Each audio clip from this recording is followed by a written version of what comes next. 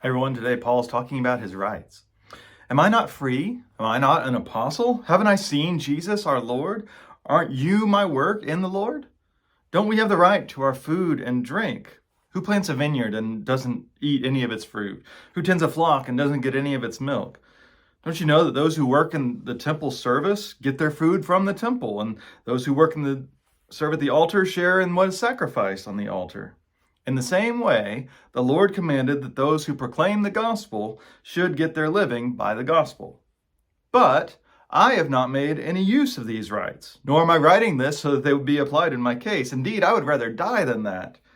What then is my wage? Just this, that in my proclamation I may make the gospel free of charge, so as not to make full use of my rights in the gospel. Now, we have here a passage I personally am kind of thankful for, where Paul is arguing that ministers deserve to be paid. What Paul is doing here is he's defending his rights, because rights are kind of what's at issue. And so he uses lots of comparisons to make his case from agriculture, military service, the Hebrew law, to say, well, this is what's fair for ministers. This is what's right. This is what I deserve. But then he refuses to take advantage of that right. He chooses to minister for free. Sorry, I have a family and a mortgage, so I'm not going to make that choice today.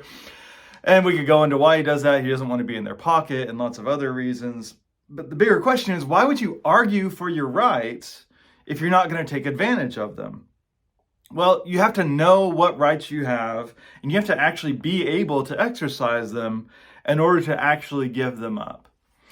In our American cultural mindset, we just tend to think, well, I just need to know my rights and then I'm going to exercise it. Obviously, I would do that. Why wouldn't I? I have to, in fact.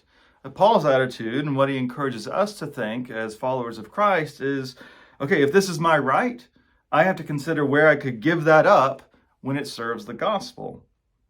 Now, there's plenty of divisive debate still about what people have the right to do. Lots of talk about God-given rights that I think are just things that we decided on ourselves.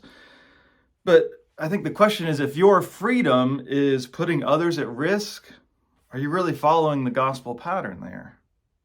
And if someone else is claiming a right that doesn't really affect you, honestly, why are you denying it from them? However we understand these issues, having the right to do something is not an excuse for selfishness. It's just another area where we can demonstrate the self-sacrificial love of Christ.